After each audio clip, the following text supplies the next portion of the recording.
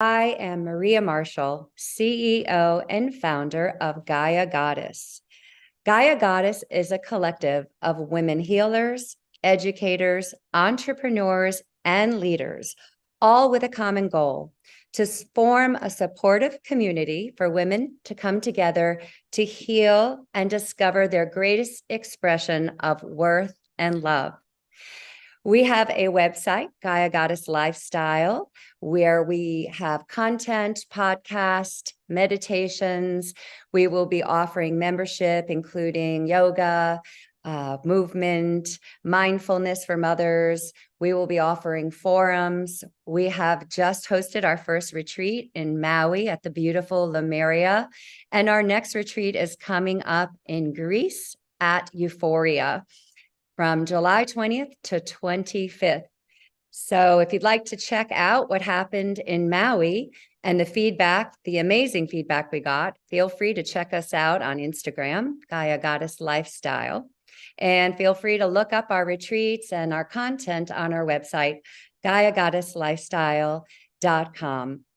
Today, I would like to introduce a friend and fellow woman entrepreneur, a very extraordinary woman, Lisa Carmen Wang, who is the founder of Bad Bitch Empire, an investment collective building unapologetic worth and wealth for women.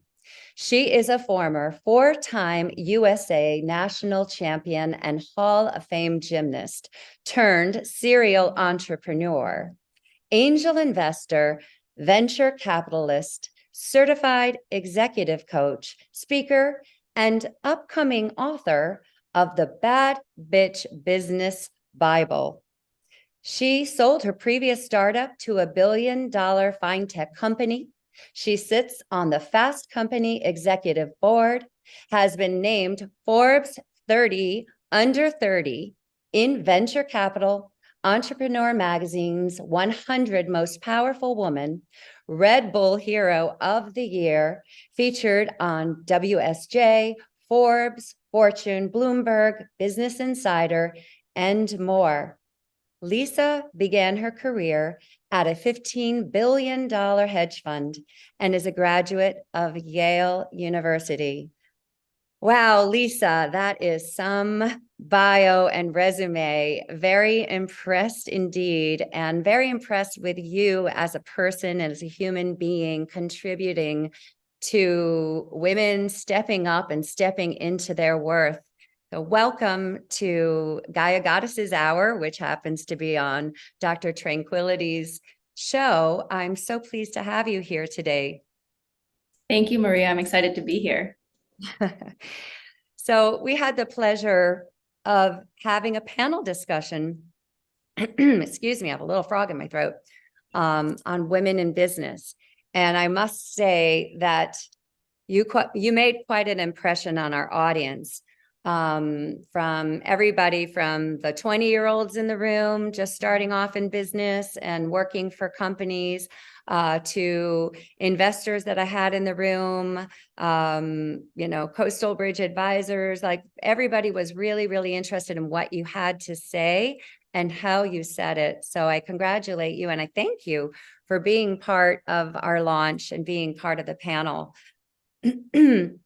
I know you shared a lot, and we'll probably talk about some of the similar information today, but you have a very interesting story to tell about how you started off, coming out of an Ivy League education and going into this hedge fund world, and what your experience was like as a woman. Can you speak to the audience a little bit about that? Sure. So I want to go back just a little bit because I consider my first career as a competitive gymnast. I was a gymnast on the US national team for 10 years, and that really has formed the backbone of who I am in terms of hard work, dedication, focus. From a young age, when I was 9 years old, I had a decade-long dream to go to the Olympics. And so I have a lot of practice with setting big long-term goals that I think would scare a lot of people, but I've always believed that I was meant to do something bigger. So even at 9, when I said I'm going to the Olympic Games, I dedicated 10 years of focus and dedication to that. And I brought that same level of focus into my career. But the difference was when I was growing up and when I was doing gymnastics, it's very defined of a path. You start from state championships, regional championships, national championships, world championships. It's a very defined path. And when you get to college and there's so many different majors to choose from, it's very hard to figure out what is your purpose, what is your passion, and what you're meant to do. And I think that becomes even harder when you enter the workplace, because we're told so often that you should get a certain kind of job, a safe, stable, well-respected job. And finance is certainly one of those. Getting onto Wall Street, that was a dream that my father had growing up, and he wanted to make sure that his kids had a stable job as well. But the moment I started out at a hedge fund, I was one of the few women of color who was there. And I was a young woman of color also. And I never felt like I fully belonged. And I think that all of the strength that I had gained through gymnastics, it felt like I was starting all over again at work, and I was starting from the bottom, and I had to work to prove myself. And I think this energy of proving actually made me feel smaller and more insecure, because this feeling of I'm never good enough, I'm never as good as the guys next to me who seem to have so much more confidence, who seem to be able to do the job so effortlessly and crack jokes so effortlessly. And the other big thing about being in a corporate job like that was, again, this belief that I was meant to do something more. And when you are in sometimes these firms and you go to the monthly meetings and they say, our firm is up 1% month over month, and you realize, okay, my contribution was 0.000001. What am I really impacting here? And is this the most I can do? And so I just remember feeling this feeling of dissatisfaction and suffocation, because I couldn't have creative freedom. And so there was this desire deep within me that I want to feel free in the work that I do. And so many people fear taking that leap because they don't know what's on the other side of it. And I think I just had this voice in my head that said, take the leap, learn to trust yourself. And it was through gymnastics that I really gained the most valuable skill that I brought into work, which was the ability to fall and get back up again over and over and over again. Because when you can fall publicly in front of hundreds of thousands of people and feel that shame and humiliation and feel like you're disappointing your parents and the country and your coaches, and somehow you need to find the strength within you to put a smile on your face and get back up and continue the routine, continue the show, that trust in yourself that no matter what you do, no matter what challenges you encounter, you can always get back up. That was the same strength I brought when I took the leap out of corporate into entrepreneurship. And of course, there were plenty of challenges as a entrepreneur, not even considering being a woman in entrepreneurship, especially at an age when Me Too wasn't really a conversation yet. And so I can talk through that too. But I think this first point is really about for anyone who's really thinking through what their purpose is, or if they're really meant to create more impact. And I think women have a tendency to also doubt how powerful they really are and how much impact they can create, tapping into the strength that we all have and into a state of limitless possibility and self-trust. That is something that can really unlock a type of life and future that is hard to imagine when you're just sitting on the other side of it. Yeah, and that's something that I really resonate with, the challenge of that, because I don't know what your personal story was before gymnastics. It seems that you cultivated a great strength through that practice. but you know, we as women have a lot that we've been taught, and we've also not healed some of the things that would stand in the way of us believing in ourselves. You know, whether you had a childhood and you encountered some fear and it wasn't safe to take risks, it wasn't safe to be heard or to speak boundaries. You know, it was better to sit in a corner. You know, like, we all have stories, right? We all have histories that can be considered shadow, but that need to be addressed, acknowledged, and worked with in order to transmute and to be able to step into what it takes to believe in yourself enough to pour your heart and soul into starting a business. You know how many hours it takes with a startup. You know the financial commitment, fear of failure. You know, some people are still dealing with, well, what will other people think of me if I fail? I don't worry about that, but I'm still in the stages of getting something off the ground. And fear is, you know, it's a very compelling, you know, energy at times. And to have the internal resources that you learn to cultivate in gymnastics of, okay, I just fell flat on my face. Am I giving up? Am I walking off? Or am I, you know, spinning it or shifting it and showing up stronger the next time for having gone through that? And I don't think that's something that's easy to it takes practice, and it takes encouragement, and it takes belief in yourself that not every woman has cultivated. So I feel like we have to do it for ourselves, and then we can also shine that light in that way for other women to say, wow, look what she had to go through. So on that note, you know, what was it like leaving? First of all, I don't know what your family history is like, and I don't know how much of mom and dad and grandma, you know, the ancestral programming of what it is to be a woman in the world, like, factored into that story.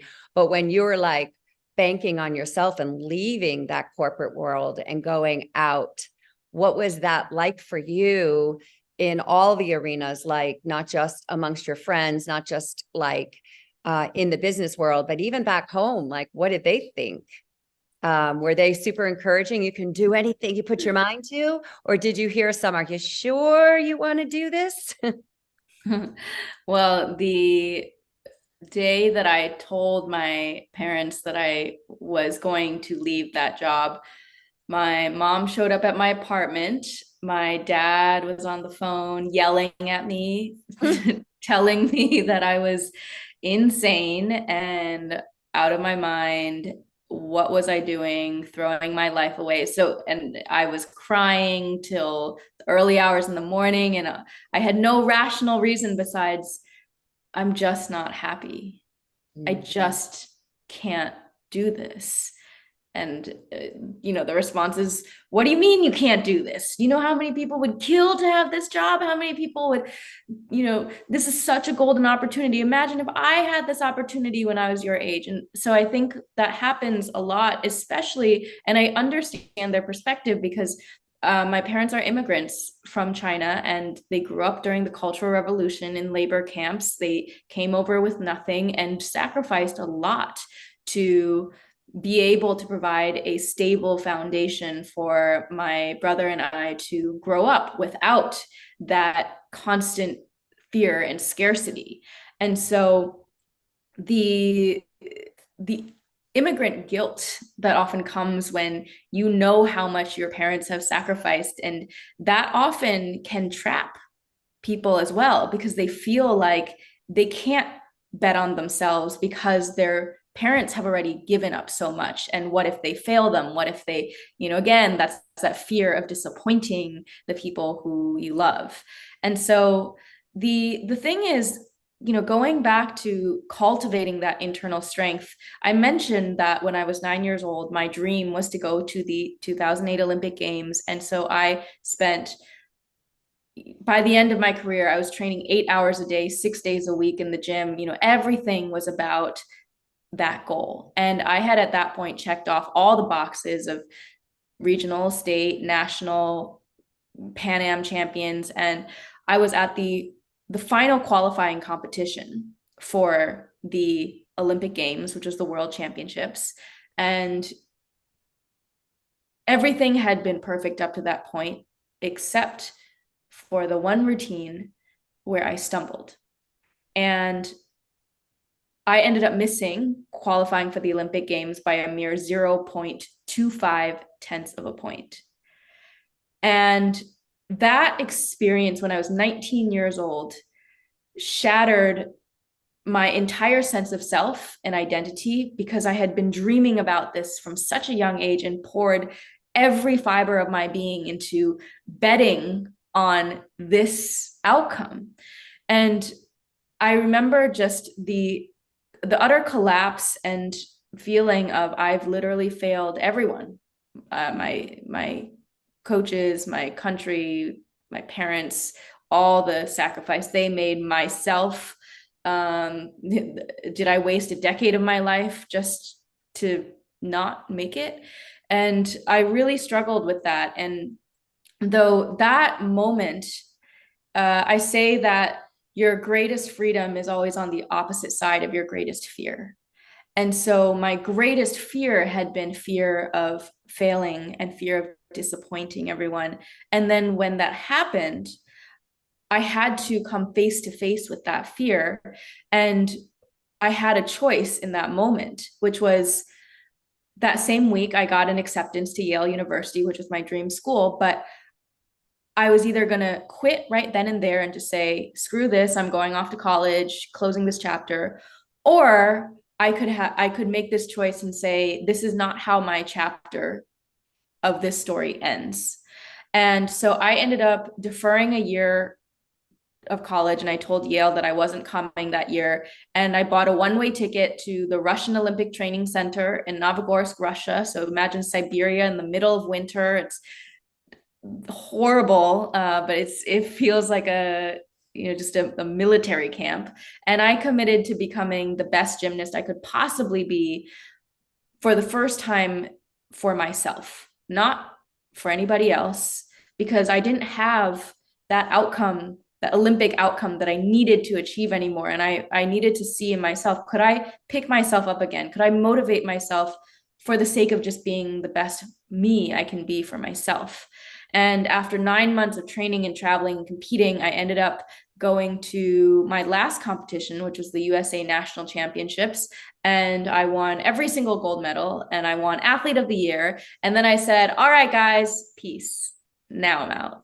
And that experience showed me that I was unbreakable, because I felt like I had shattered to a million pieces, and we're always told good girls are fragile, be careful. And I proved to myself that I wasn't a fragile good girl anymore. I was an unbreakable woman who had this just the strength that I could always tap back into. And so now I can look back on that experience, which was over a decade ago. And it's something that one of my mentors had said to me when I was still struggling with that. And it took years to get over it still. He said, you had the greatest blessing, because you failed so publicly, so significantly at such an early age, and you were forced to figure out how to pick yourself back up. And not a lot of people are forced into that situation.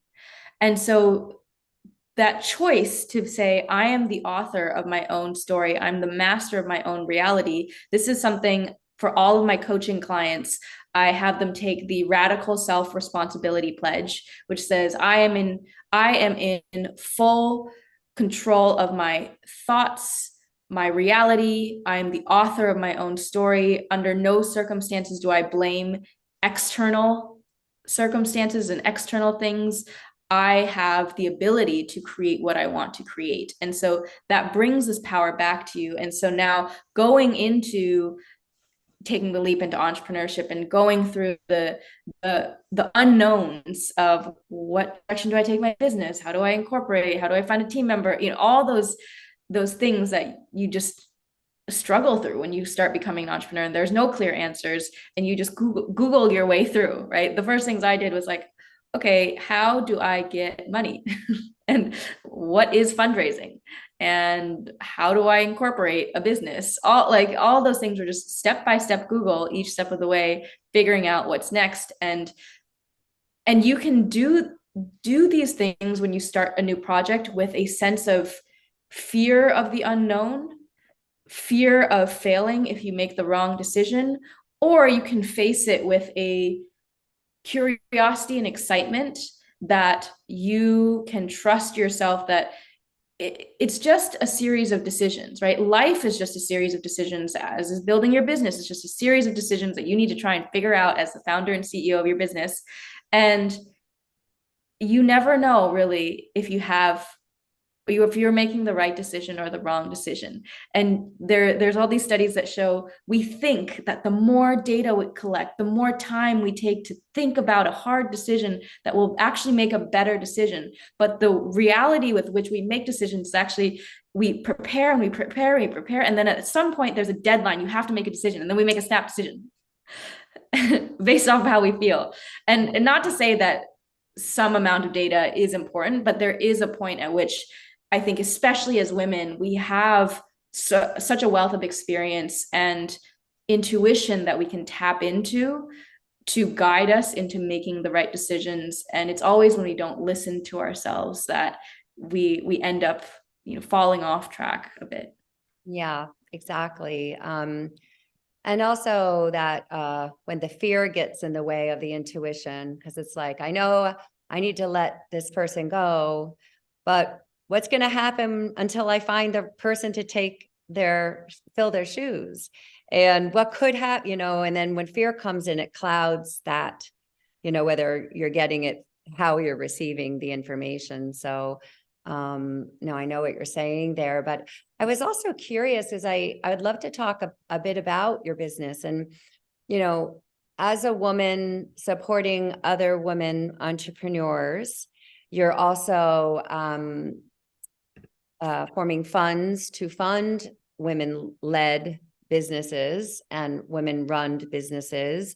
So how many years have you been doing this, and what women have you attracted thus far? Are they within an age demographic? How did you market to them? And what's that growth been like for you? Yeah, well, this has been almost another decade long career focus. So I started my previous company, She Works, back in 2015 and grew that to a 20,000 strong female entrepreneurial community in 7 different cities. And that was the company that was acquired by a major tech company. And that was pre-Me Too, when there's really not much conversation or community around female entrepreneurs and fundraising. And so that was stage 1, I think, of this mission. And that was part of me growing in my entrepreneurial journey. And it really became the seed of my business today, which is the Bad Bitch Empire. And the Bad Bitch Empire is an investment collective and platform that is building unapologetic worth and wealth for women. We are training women to be investors, to learn how to invest in high growth startups. And in particular, we focus on female-led businesses. And we also support women in their fundraising efforts. So we kind of bridge both sides of the marketplace, where right now 94% of investors are men, and only 2% of all venture capital funding goes to women, and 0.2% to women of color, which is a absolutely insane number when you think about the fact that women are 50% of the population, and of all of the venture capital dollars, only 2% goes to female-led businesses. And we want to change this statistic and make it so that women are actually getting funded, because the biggest challenge for a business is actually getting money to sustain its operations. Most companies go out of business. Like 90% of companies are out after 10 years, right? They failed. They're not there. And most companies don't make it to year 5. And a lot of times what helps companies keep going if is is the support of investors. And the fact that women are not the check writers also makes it very difficult for women to raise funds, because we hear all these stories of women starting products for women. For example, when one of my friends started a on-demand direct-to-consumer tampon company, and she was talking about in the beginning, she would pitch male investors, and they'd be like, "Is there a market for this? Let me ask my wife." And not realizing that every single woman, at some point goes through this, or menopause, which is a big conversation now because that's been a very neglected part of women's health. So in general, women's health has been severely underfunded because women are not at those investment decision making tables. And so what we do at Bad Bitch Empire is we connect both sides. We provide media and education to teach women about investing, to learn the ins and outs of how to think like an angel investor, how to think like a venture capitalist, so they can feel confident in making investments into startups. And on the other side, we support startup founders who are looking for funds, and help them with their pitch deck, their data room, and get them set up in our Bad Bitch Empire platform so that they can actually tap into our investor base and start raising those funds. And so I define a bad bitch as a woman who takes charge of her body, her boundaries, and her bank account. And it also really speaks to, this unapologetic nature and this kind of dichotomy of how women have always been classified as, you're either you've got to be nice, you've got to be polite, you've got to be pleasing, you got to be perfect and obedient, and that's what I call good girl brainwashing. And for so long, the type of woman who has a strong voice, who's assertive, who has big goals, and who doesn't take no for an answer, who's strong in her boundaries, she's been called a bitch. And I think words and language have so much weight. And when you take words like bitch and you weaponize it and you make it negative, you are essentially weaponizing a woman's power against her and shaming her for it. Mm-hmm. And so part of reclaiming this word, and it's in the cultural zeitgeist of being a bad bitch, a woman who really knows her worth and is a boss and, just walks through the world clear in her own opinions and doesn't take shit from people. And I think that's something to really celebrate. And if we are to create a new system, that there is this beautiful bridging of that women can do, of bringing both the feminine as well as the masculine into becoming the leaders of this next generation of, I think, Fortune 500 companies and beyond. And part of, in order for that to happen, and I'm noticing and have been attending more women leadership discussions. My friend Daisy just hosted the first annual Women in Power in Miami at her Ritz-Carlton. She co-owns that with a few other families, but it was a beautiful breakfast, very well attended. She had 4 different panels, and some of what was spoken about was women entrepreneurs and mothership. And one of the things that I heard that I was really proud of my friend Daisy, because she said that, as a COO of Flagship that owns several Ritz-Carlton properties and other real estate, that she asks in her meetings when people attend and they're all men, "Hey, don't you have any women? Don't you have any women juniors? If you do, I'd like you to bring them to the next meeting." Because she and her daughter's working also for the firm, often feel like they're the only woman in the room. And she's very powerful, very intelligent, very successful woman, but she's wanting to see more women entrepreneurs. So that's one of the things that she does. And one of her investors will check out and she was also on the panel the companies that she's working with and how many women are working. And she'll make a decision to maybe work with them or not work with them. And all of those independent efforts are wonderful. But I feel that when we come together collectively and we start talking about, okay, what are you doing? What are you doing? What are you doing? Okay, what else can we do? How do we support women mothers? Okay, because if you buy into the story that you can't have it all as an entrepreneur, mother, and so forth, and you can't have self-care or whatever, something's got to give. You know, you may not want to start your company until after your children are raised, or you may, whatever the, you know, it's just that a lot of people drop out. And my sister's a surgeon, and even in interviews, what's your family planning? You know, they don't want to hear that you're going to have children because maybe you're going to drop out. So they're not giving that medical spot to a woman who's having kids and prioritizing her family. So I am very interested in how we can support women entrepreneurs that are also going to be or are mothers. And I don't think that men-led companies are doing their part, but what are women-led companies going to do differently? And I'm wondering, because I know that you will be a mother one day, likely. We had some discussions about that in the panel. And I'm wondering, do you project or foresee what is this going to look like for you when you have your children, and what can be done differently so that you can feel that you know, you're not dropping the ball anywhere, you know, that you're rocking both. You're rocking being a mom and being a leader and an entrepreneur. Yeah, well, I can't say from personal experience yet, but I will say that I have done a lot of research into just even the way the work week is scheduled. So if we talk about, because really the biggest issue here is a lack of time to do it all and a lack of support.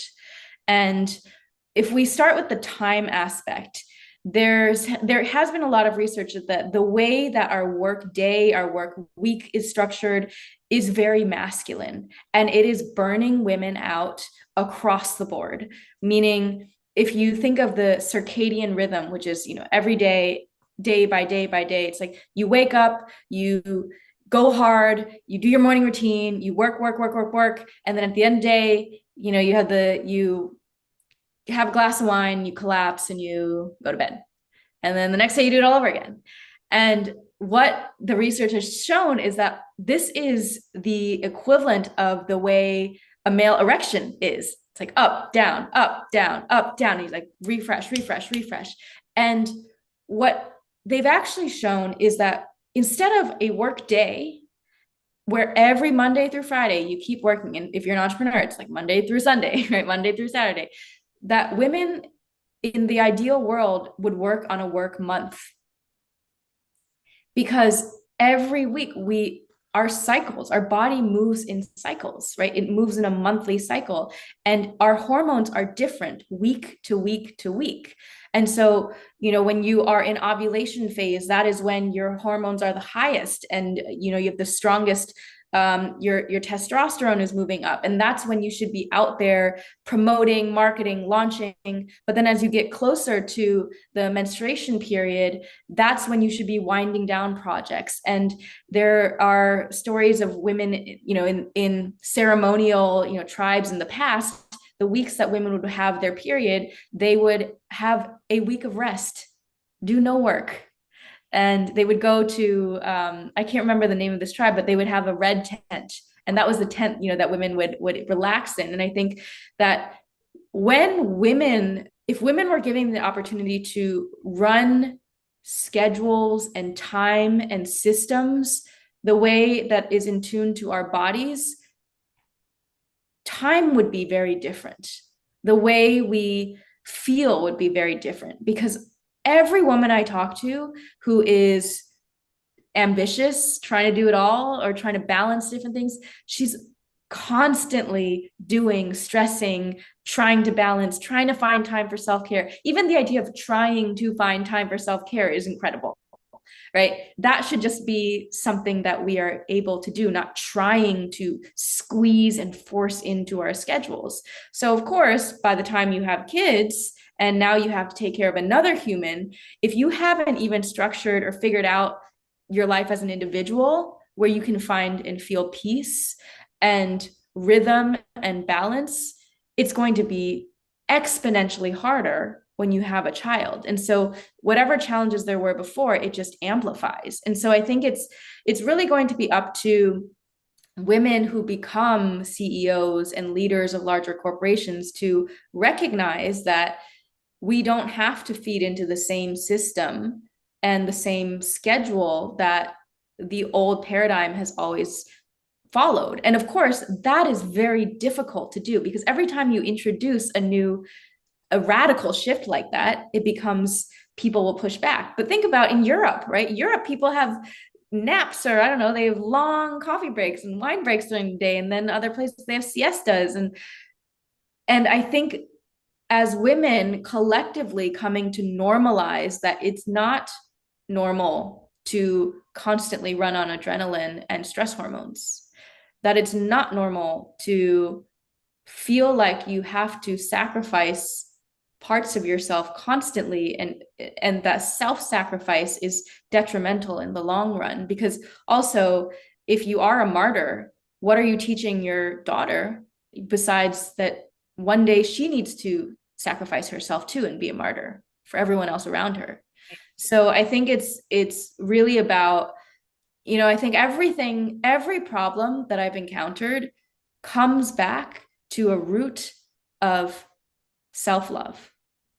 Mm-hmm. And if the lack of self-love perpetuates the feeling of I'm not good enough, I have to work harder, I'm guilty that I am not spending enough time with the people that I love, with my children, and then so you work harder and then you burn yourself out more and then you're so it's a whole thing, it's a whole cycle. And how do you step back and learn to love yourself, to fill your own cup? And that in and of itself will set an example for the women around you, for your children, for anyone that needs to be inspired to live differently. Yes. And I think also, I mean, as corporations and more women-led corporations, I mean, that in New York City, maybe not so much these days with people working remotely, but there's oftentimes several businesses in a building. And what would it cost to have a nursery there, so women can continue to breastfeed, while their infants are young? Eve Radsky, I don't know if you read her book, Fair Play, but she was talking about the invisible hours that women, mothers and working mothers who have working partners tend to take care of their job, plus everything having to do with the house and the kids. And so when the schools call up, the kid's sick, they have the mother's and father's name on the contact. They always call the mother. And that came up in the Miami business empowerment, where one women leader said, I did it last time, call my husband. And he went and he picked up their sick daughter. So, I mean, I think there's a whole reorganization of roles, sharing the work, sharing companies pitching in and finding solutions, because I think mothers would feel more supported if they could bring their child to work and they had a wonderful nursery, daycare. They can spend lunch hour and continue to bond and be around their child. And, there just might be other systems, hundreds and hundreds of years ago in tribal communities, it was the elders that raised the young. And, the young continue to work and, provide, but the wisdom keepers raise the children, and it does take a village. So how can we bring more of that village mentality and support to women so they don't feel that it's all on them, while they're also running their businesses? And, I think that's a conversation. These are the conversations that we need to start having in larger forums, maybe once a month to make these changes, because it's going to be pretty hard to to suggest different working hours and moon cycles. And, what do the men that are working in the company do when all the women go to the red tent? Right? Yeah, well, I mean, it's interesting because we are this system, women in the workforce is relatively new, right? It's a few decades old. And so we've had to adopt to the way men worked. And just a few decades ago, we were very restricted on the types of clothes that we would wear. Women tried to look like small men, and that has changed tremendously today. And a big part of it is also, I think, the fact that women are becoming stronger and more vocal, and media and pop culture has to be more open, and media always influences everything else. And so I think that, and even I often look back to even history, right? Remember that there were empires that were ruled by women. Today, it's like odd if there's a woman running a country. It's like, oh, that's an exception. And women used to be worshipped, as goddesses. And it's a very, capitalism is a very recent system. Yes. In the way that we operate at this transactional nature. And so I think that when we zoom out and look at the timeline of humanity, I believe that there is a possibility in which at some point, I don't know if it's in our lifetimes or not, but if there were enough women with the power and with the resources to change the way that we worked, it's possible that we could work by our moon cycles. But at this point, it comes back to what is required to change systems. And in a capitalist system, wealth is required, right? I think that this is the one thing that men have always done business like a team sport. When they get together, they talk shop, they share deals, they combine resources, and most importantly, they invest in each other. So if it's a buddy's company or sponsoring another man's promotion or investing in another man's fund, men see investing as an opportunity to leverage their money for personal and mutual gain. So in other words, to have their money make more money, it's better to do it in a group. And they love a good bet, and they know that the odds of a successful bet, of a successful business investment, only improve when there are other guys in the deal. And so even I think that there's much more open conversation amongst women around the challenges and how can we solve them. But I think the issue is that it often stops there. We all know what the problems are, right? I think every woman deeply feels what, like, the injustice or the stress or the frustration of and the unfairness of many different parts of our system. And now it's like, okay, what next? We know the problems. So what is going to be required to change them? And what's going to be required to change them is the right resources.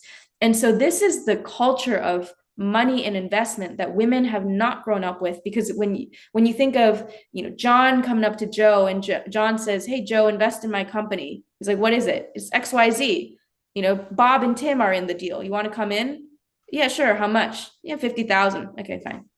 Yeah, okay. If Tim and Bob are in there, and they do that like so easily. And then when women are starting companies that are clearly beneficial to the community, we have been trained by just the mediocre investment education, right, in the media, to save money and to see investment as a risk much more than as a potential reward. And so long as we continue to fear investing, women-led initiatives aren't going to move forward.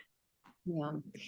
And I'm assuming that you touch upon this in your upcoming book, the Bad Bitch Business Bible. So where are you in that? And what's it cover? I mean, obviously your experience, but I'm sure you are giving some very step-by-step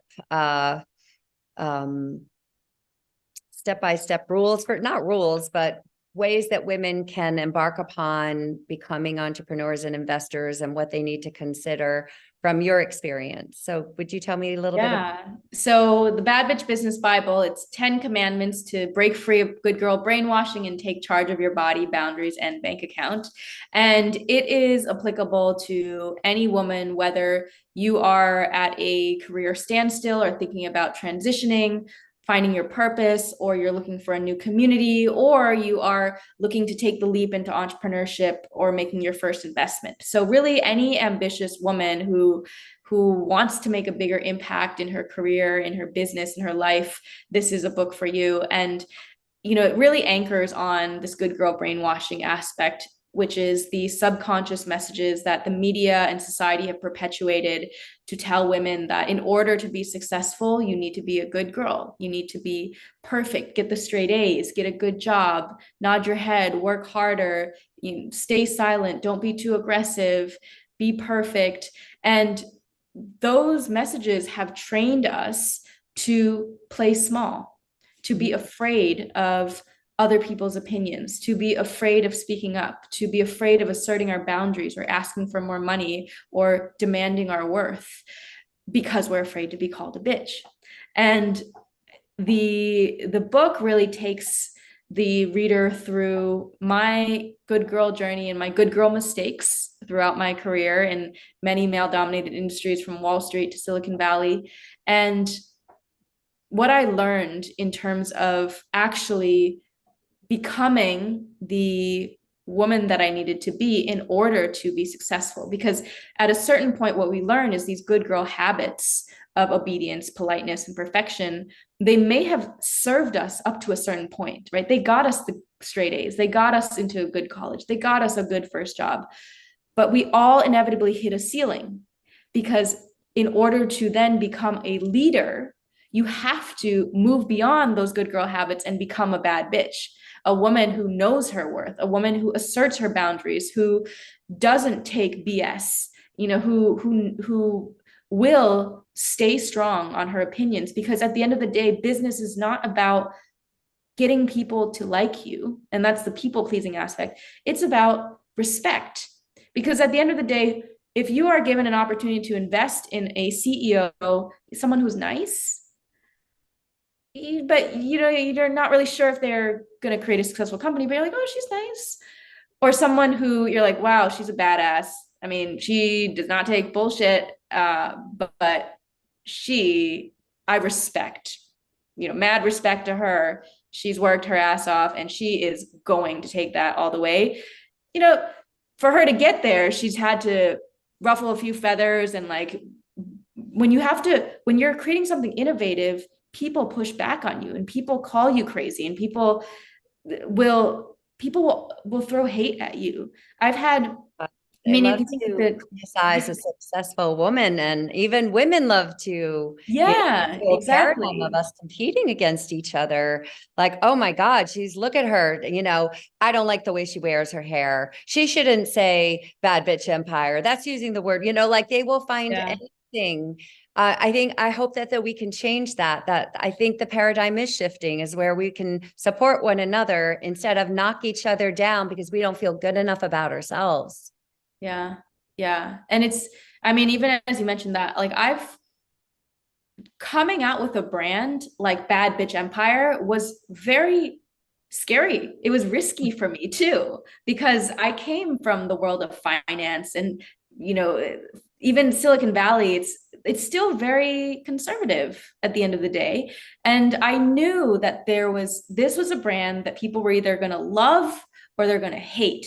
And as when the book comes out, so I think by the time this airs, you'll be able to order the book on badbitchempire.com and pre-order it. And when you order the book, you're going to get your special Bad Bitch Empire NFT to get access to all of our exclusive content and community. Sign it. Yeah. If you order from an indie bookstore, so I want to support local booksellers, Yes. you'll get a signed book plate as well. Oh, nice. So, And you'll go on um, tour, and maybe I'll show up at one. yeah, yeah. Um, Oh, wonderful. I know we actually have just a few minutes to finish out, but I really look forward to the publication and being able to read it and use it as my Bible. I definitely, I'm still working through the owning my power and learning too, because honestly, I didn't have the education you had, and I didn't have the career you had. I left a partnership and landed in New York. And next thing I know, I'm, coming up with this business. It's not just a little thing. And, having the confidence and picking myself up from the bootstraps. And, we all have those obstacles that we face. And, in the past, I always chose things that I could nail because I didn't want to risk failure. But I know a woman who knows her worth doesn't look at failure the same way as one who thinks she's not worthy. And I think at the end of the day, the ultimate empowerment and the ultimate healing is a woman who knows she's worthy, no matter what she does. She cannot be anything but worthy. And, I know you had to do some healing, and I've had to do plenty, and it's always a process for sure. But I'm really admire just what you're doing for women and how you're shining a light, and so really stepping up and taking the risk to own the bad bitch, and own that brand name, and not play small and say, what, I'm going to have a very interesting name for my business that some people aren't going to like, and too bad for them, right? Because I know what a bad bitch is.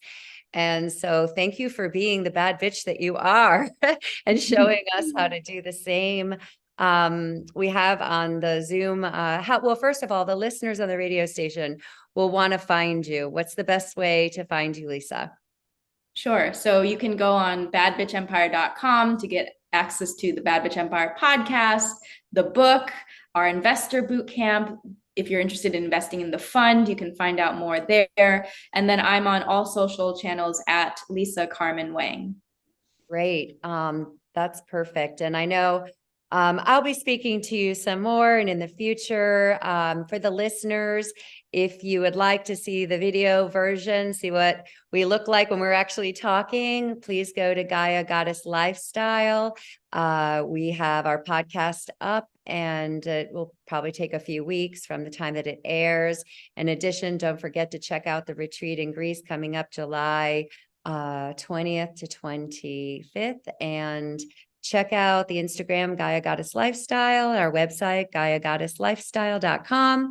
And thank you so much for listening in, and thank you to Dr. Tranquility for allowing us on your podcast today. And we really enjoyed this conversation, and thank you for all the listeners who tuned in today. Have a great day.